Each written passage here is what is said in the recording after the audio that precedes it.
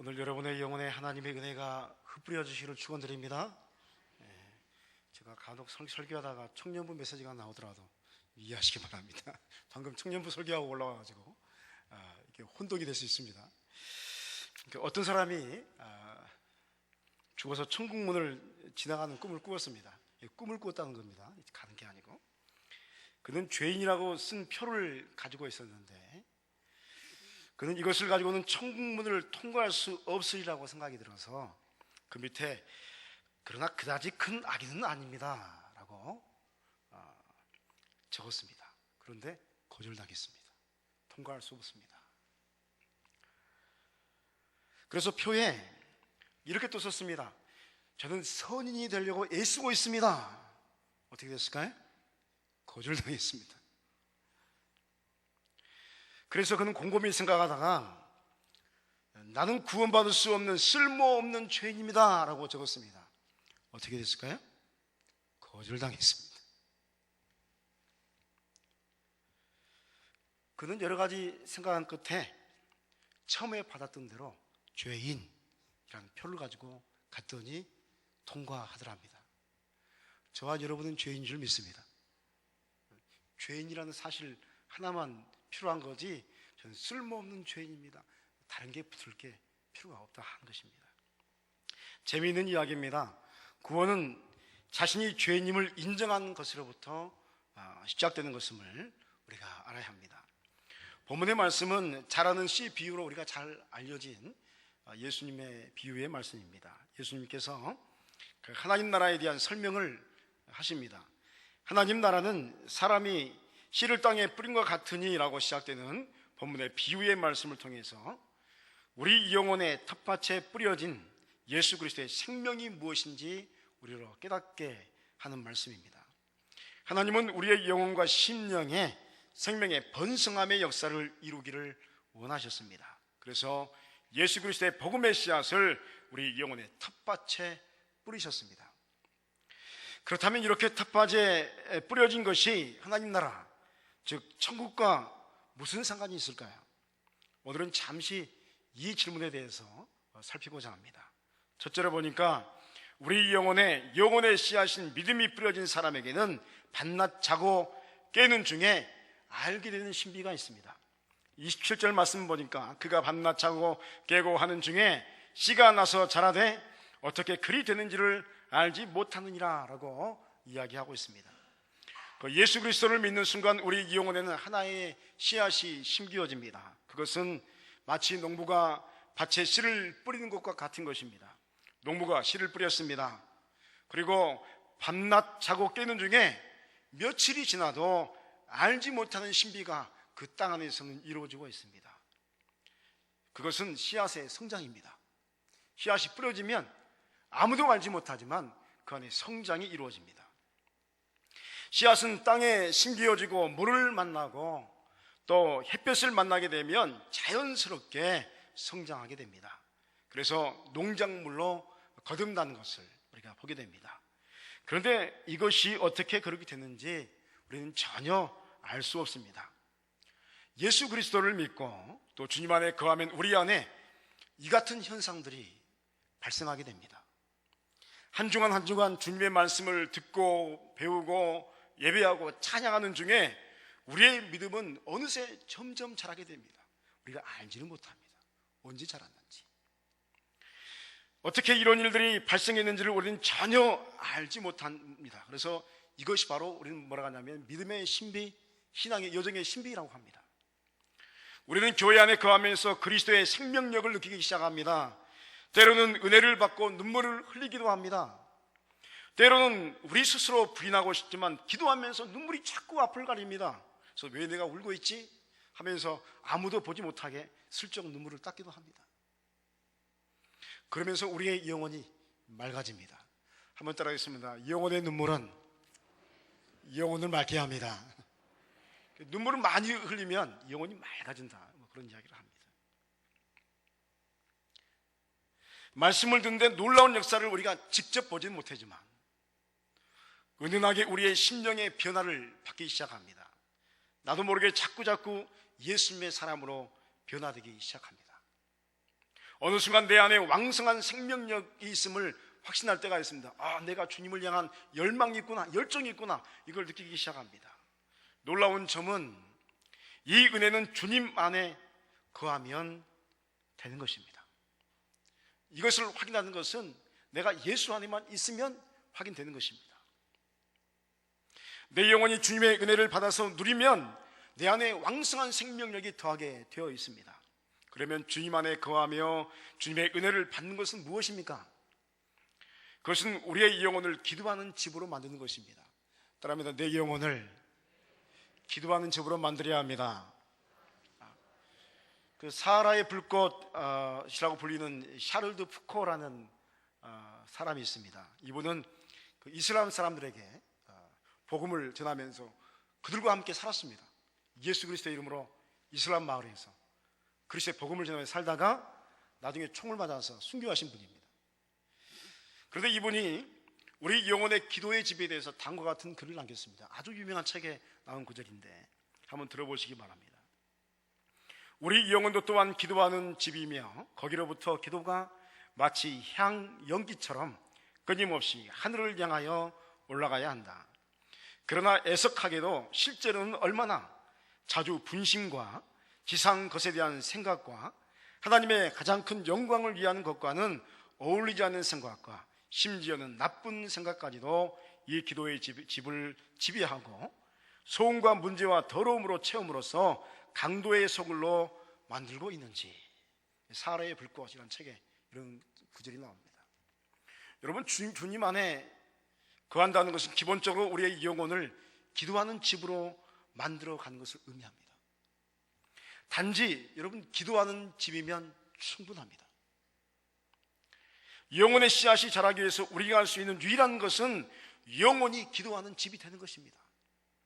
그렇습니다. 하나님께서는 우리의 영혼의 성소를 허락하셨습니다.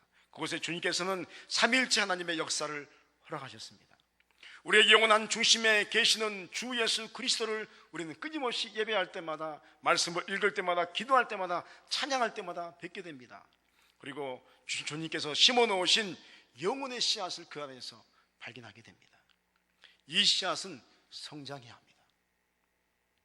그러므로 우리의 은혜의 물과 은총의 햇볕이 영혼에 깃들일 수 있도록 우리가 해야 되는 것은 끊임없이 그 환경을 조성해야 합니다. 성령께서 역사할 수 있도록 우리의 영혼을 기도하는 집으로, 그리고 예배의 장소로 나오게 하며 말씀을 담아두는 거룩한 지성소로 만들어 가야 합니다. 이것이 주님 안에 거하는 것입니다. 그러면 어느 순간 성장해버린 영혼의 씨앗의 역사를 우리가 보게 되는 것입니다. 어느새 자라는 것입니다. 여러분, 이 신비의 역사가 여러분의 영혼에 더 왕성하게 임하시기를, 시작되기를 축원드립니다. 두 번째로 보면 하나님의 생명의 은총은 싹이 나는 시기와 또 이삭이 장성하는 시기, 그리고 곡식이 열매를 맺는 성장의 순환기를 맞이하게 되어 있습니다. 이것은 영적인 성장의 법칙과 같습니다.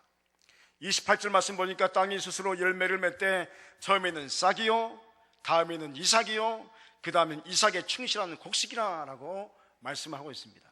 사랑하는 여러분이요, 한 생명이 태어나는 기쁨을 그 무엇과도 바꿀 수 없는 감동을 줍니다.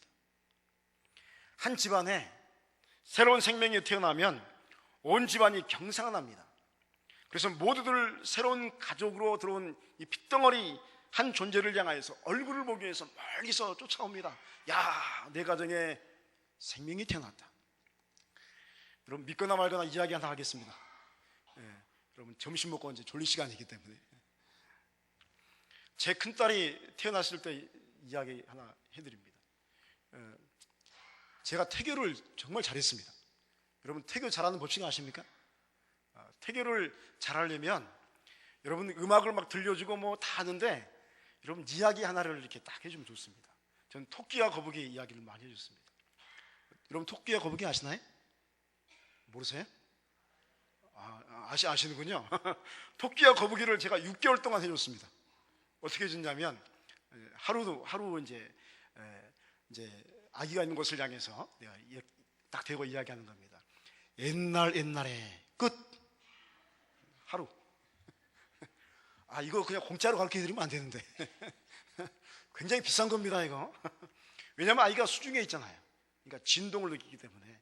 두 번째 날, 옛날에 한 옛날의 끝.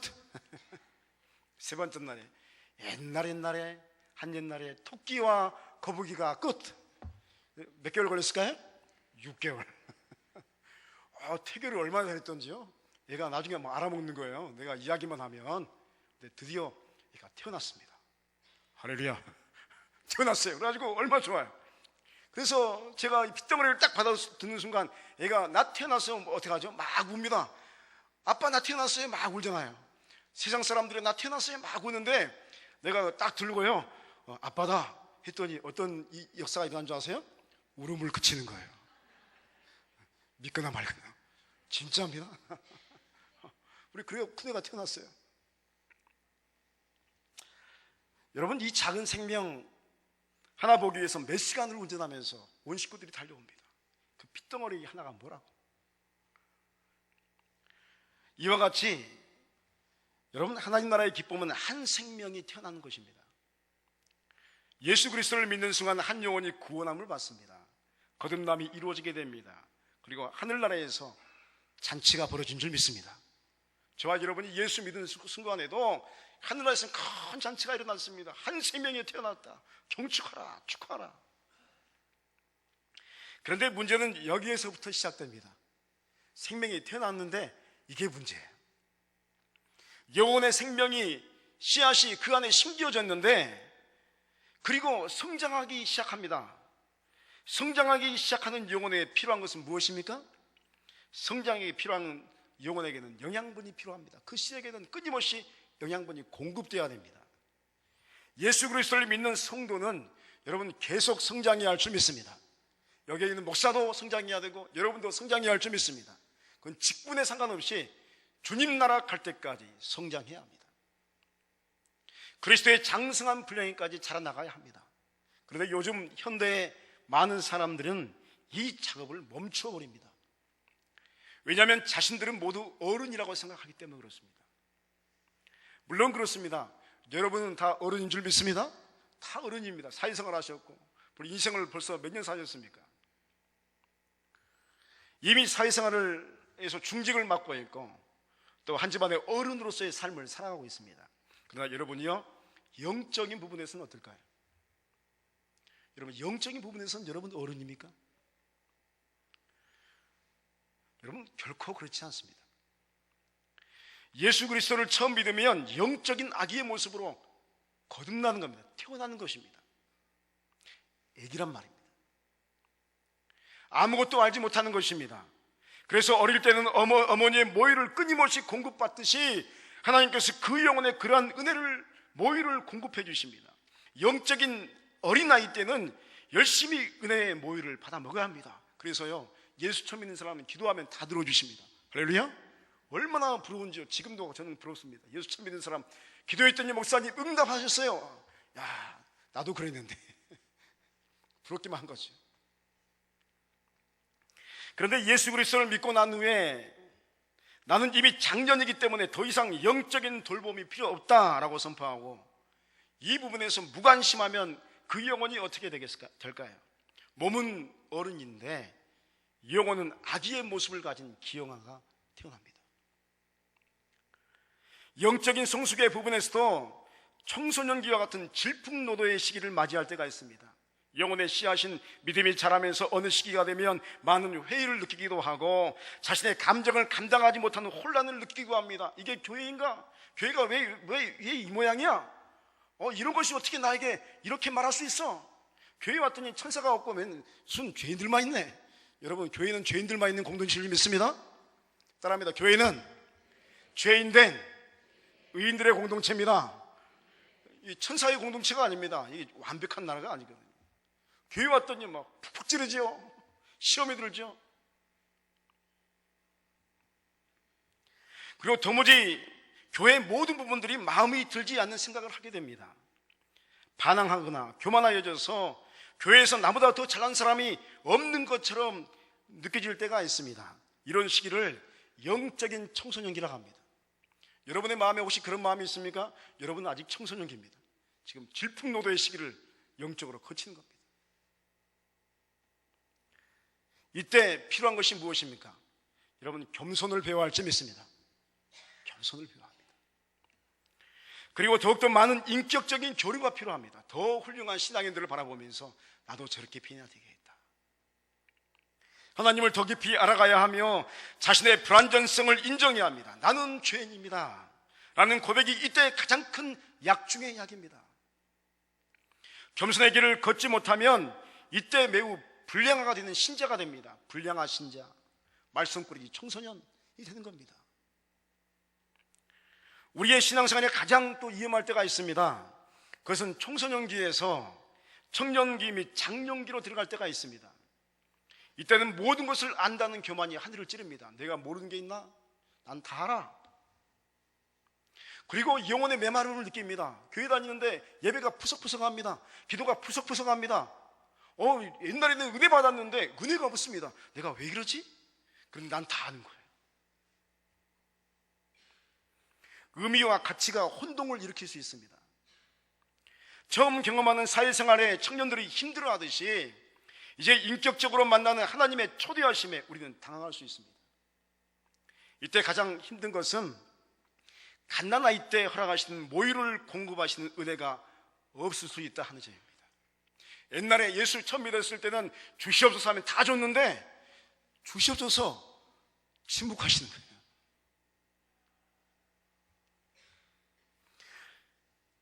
이때부터 하나님께서는 깊이 교제하기를 원하시는 하나님이십니다. 따라합니다. 하나님은 깊이 있게 교제하기를 원하십니다. 주님께서 이 시기의 사람을 한 사람의 온전한 동역자로 대우하기를 원하십니다. 모세처럼, 여호수아처럼. 이때에 그래서 하나님에 대해서 하나님은 끊임없이 이야기를 하기를 원합니다. 사랑하는 아들아, 딸아, 너는 이 문제를 어떻게 생각하느냐? 그런데 우리는 하나님 주시옵소서. 잘 생각해 보십시오. 하나님이 이야기하는 너는 그 문제 어떻게 생각하니? 하나님 주시옵소서. 기도가 맞나요? 안 맞는 거예요. 하나님 주시옵소서. 아니 그 문제 말고 너는 이 문제 어떻게 생각하니? 하나님 주셔야 됩니다.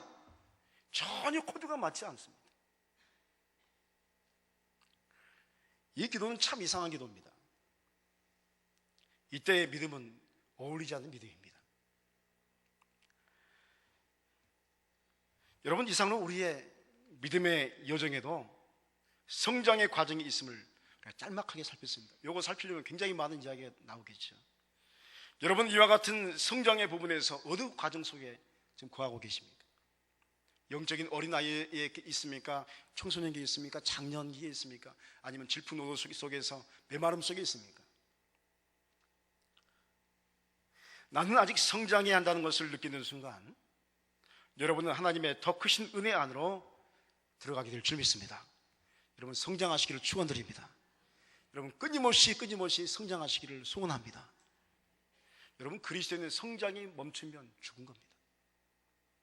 계속 성장해야 하는 것입니다. 세 번째로 보면 인생에는 추수할 때가 있습니다. 영적인 생명의 열매가 무르익으면 하나님께서는 우리의 영혼을 추수하십니다. 29절 말씀에 열매가 익으면 곧 낫을 대나니 이는 추수 때가 이르렀습니다 라고 기록하고 있습니다. 하나님의 추수하심은 알곡을 모아 하나님 나라의 곳간에, 그리고 죽정이는 불에 던지시는 최후의 심판으로 이루어지게 된다라고 말씀합니다. 사랑하는 여러분요, 믿음은 자라야 하고 예수 생명으로 더 성장해야 하는 사명이 우리에게 주어진 것입니다. 우리는 성장하는 것이 사명입니다. 한번 따라하겠습니다. 성장하는 것이 우리의 사명입니다. 할렐루야. 성장하는 게 우리의 사명입니다.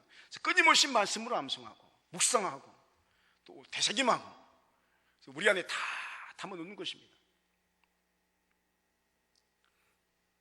그리고 이 믿음의 성장을 통해서 우리의 존재가 새롭게 되는 것을 보게 되는 것입니다. 하나님의 나라, 즉 천국은 영혼의 씨앗인 믿음이 성장함으로 열매를 맺는 기쁨으로부터 얻어지는, 또 누릴 수 있는 것입니다. 하나님께서 그토록 원하시는 열매를 맺을 때마다 우리의 심령에는 감당하기 힘든 기쁨과 희락이 넘쳐 흐르게 됩니다. 성장할 때마다 야, 하나님이 살아계신다. 성장할 때마다, 열매를 맺을 때마다, 야, 천국의 기쁨이 이거구나 알게 되는 것입니다. 이 역사는 말로 표현되지 않는 기쁨의 역사입니다. 성령의 충만함이 우리에게 허락되어지고 우리 안에 자유와 해방의 역사가 시작되는 것입니다. 진리로 인해 자유와 해방은 성령의 열매를 맺게 합니다. 농부가 열매를 보면서 기뻐하듯이 우리 영혼에 뿌려진 믿음의 씨앗이 우리의 일생을 통해서 30배, 60배, 100배의 결실을 맺을 때 우리는 이미 임하신 하나님 나라를 소유하게 되고 그리고 영원한 나라에 들어가는 구원이 완성될 줄 믿습니다. 오늘 우리는 영혼의 씨앗이라는 제목으로 자라나는 씨 비유에 대해서 우리가 짤막하게 살폈습니다. 천국은 사람의 땅에 씨를 뿌린 것 같습니다. 이 뿌림의 역사 안에서 하나님의 은혜의 신비를 경험하고 또 그 안에서 자라나며 그리고 하나님께서 원하시는 열매를 맺는 삶을 삶으로써 우리는 결국 천국을 소유하게 되는 것입니다.